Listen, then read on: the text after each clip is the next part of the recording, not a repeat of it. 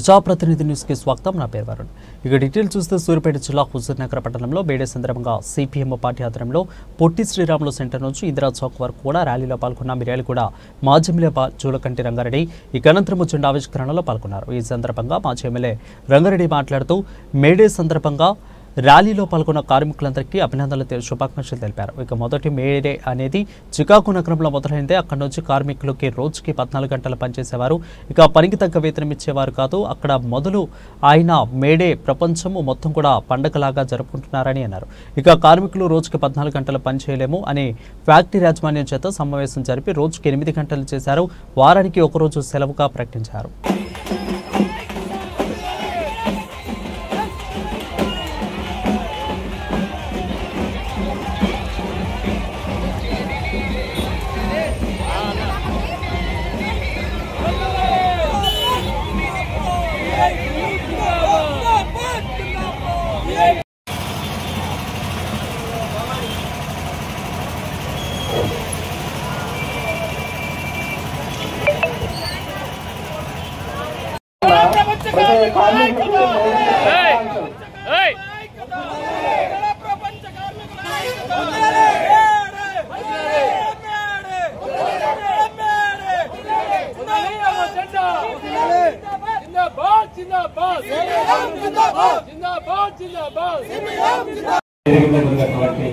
పెద్దలు మాజీ శాసనసభ్యులు జూలకంటి రంగన్న గారికి, అలాగే సిపిఎం పార్టీ జిల్లా కార్యదర్శి వర్గ సభ్యులు నాగరం పాండు గారికి, జిల్లా కమిటీ సభ్యులు పల్ల వెంకటరెడ్డి, ఉన్నటువంటి పెద్దలు మాజీ శాసనసభ్యులు జూలకంటి రంగన్న గారికి, అలాగే సిపిఎం పార్టీ జిల్లా కార్యదర్శి వర్గ సభ్యులు నాగరం పాండు గారికి, జిల్లా కమిటీ సభ్యులు పల్ల వెంకటరెడ్డి. ఒక పోరాట దీక్ష దినం, ఒక పండుగలాగా పెద్ద ఎత్తున జరుపుకోవాలని చెప్పి ఎంతో ఉత్సాహంగా మీరందరూ ఊరేగింపులో పాల్గొని ఈ సభకు హాజరయ్యారు. మీ అందరికీ పేరు పేరున మేడే అభినందనలు, శుభాకాంక్షలు తెలియజేస్తున్నాను.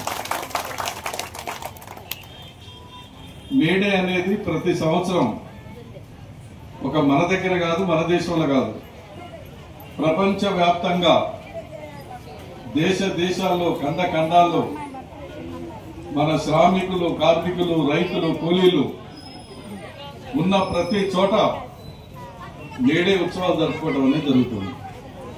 ఎందుకని జరుపుకుంటా ఉన్నాం? ప్రపంచంలో అందరూ జరుపుకునేటువంటి ఒక పోరాటం, ఒక మేడే.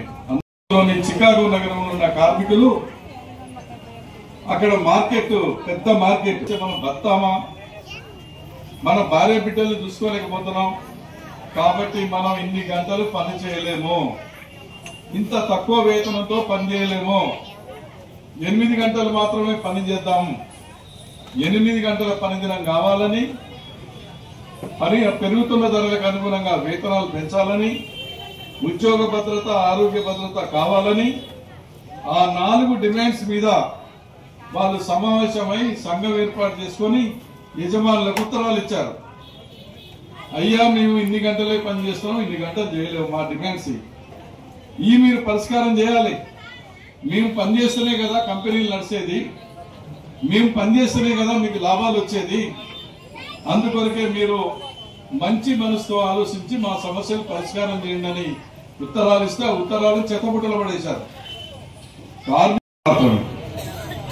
ఎందుకని అంటే 139 సంవత్సరాలకు ముందు, 1886 సంవత్సరం ముందు ప్రపంచం మొత్తంలో ఎక్కడ పనిచేస్తున్నా కార్మికులు రోజుకు 14-16 గంటలు పనిచేసేవాళ్ళు.